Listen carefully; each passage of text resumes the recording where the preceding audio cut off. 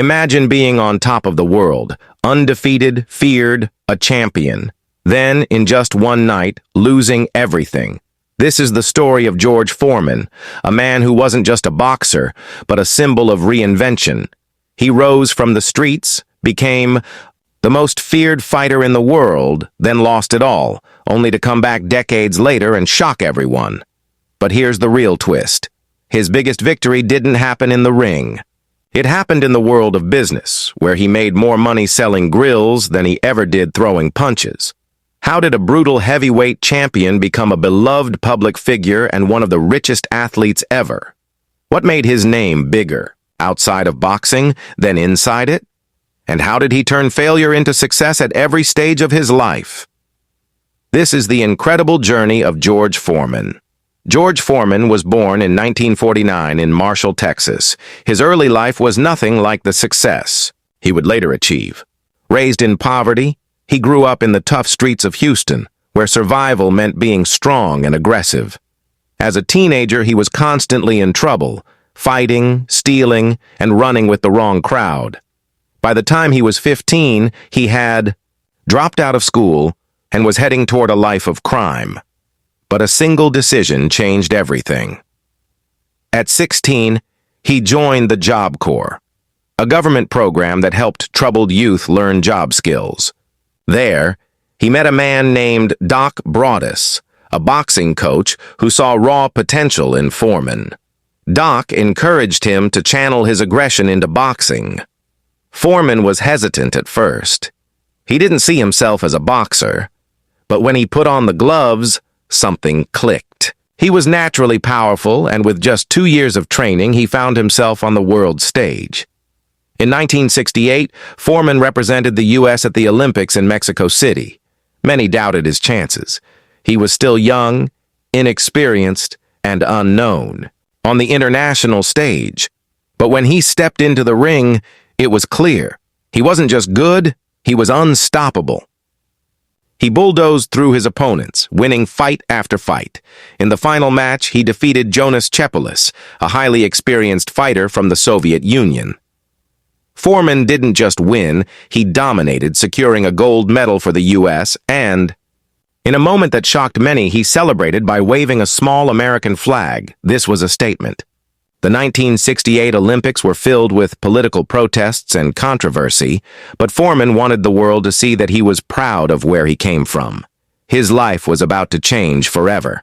After turning professional in 1969, Foreman quickly rose through the ranks. His fighting style was pure destruction. He didn't dance, he didn't play defense, he simply overwhelmed his opponents with raw power. In 1973, he got his shot at the heavyweight title against Joe Frazier, the reigning champion. Frazier was no ordinary opponent. He had beaten Muhammad Ali and was considered one of the toughest fighters ever, but Foreman made it look easy. In one of the most brutal displays of power ever seen in boxing, he knocked Frazier down 6 times, in just 2 rounds. The fight ended with the famous call by Howard Cosell, "Down goes Frazier, down goes Frazier." Foreman had become the heavyweight champion of the world, and at just 24 years old, he seemed unstoppable. In 1974, Foreman was set to fight Muhammad Ali in one of the most legendary boxing matches ever, the Rumble in the Jungle. Foreman was younger, stronger, and the clear favorite. Most experts believed Ali had no chance, but Ali was a genius in the ring. Instead of trading punches with Foreman, he used a strategy that no one saw coming, the rope-a-dope. He leaned against the ropes, letting Foreman exhaust himself by throwing heavy punches. The 8th round, Foreman was tired. Ali saw his moment and landed a combination that sent Foreman crashing to the canvas. For the first time in his career, George Foreman had been knocked out. The world was stunned, and so was Foreman. This wasn't just a loss, it was a turning point in his life. After the loss to Ali, Foreman was never the same fighter. He struggled to regain his dominance, and after another defeat in 1977, he made a shocking decision. He retired from boxing at just 28 years old, but his next chapter was even more unexpected. Foreman claimed he had a near-death experience after a fight, which led him to find religion. He became a preacher and dedicated his life to helping others. For the next 10 years, boxing was no longer part of his life. He built churches, fed the poor, and lived a simple life. But financially, things weren't going well. By the late 1980s, Foreman had run out of money, and at age 38, he did something no one saw coming. He announced his comeback. Nobody took him seriously. A 38-year-old trying to fight again? The boxing world laughed at him, but Foreman didn't care. This wasn't the same Foreman from the 1970s. He wasn't angry anymore. He wasn't fighting to prove anything. He was fighting because he needed to, and despite his age, he started winning. For 7 years, he climbed the ranks, proving doubters wrong. And then in 1994, at 45 years old, he got a title shot against Michael Moorer, a much younger and faster champion. Foreman was losing every round. But in the 10th round, he landed a perfect right hand. Moorer collapsed. At 45, George Foreman was the heavyweight champion of the world again. It was the oldest anyone had ever won the title, a record that still stands. But his biggest success was yet to come. Foreman's second career made him even richer than boxing ever did. A company approached him with a new product, a fat-reducing grill. They needed a spokesperson, and Foreman's new friendly, fatherly image made him perfect. The George Foreman grill became a cultural phenomenon, selling over 100 million units. Foreman made an estimated $200 million, far more than he ever earned. In boxing, his success wasn't just luck, it was the result of his ability to reinvent himself. Failure is not the end. Foreman's losses made him stronger. He turned setbacks into opportunities. Reinvention is key. He went from a feared boxer to a preacher, then to a businessman. Personality matters. His transformation from a brutal fighter to a lovable public figure made him a household name. George Foreman's story is not just about championships or business deals, it's about transformation. He went from being an angry young fighter to a wise, humble man who used his platform to inspire others.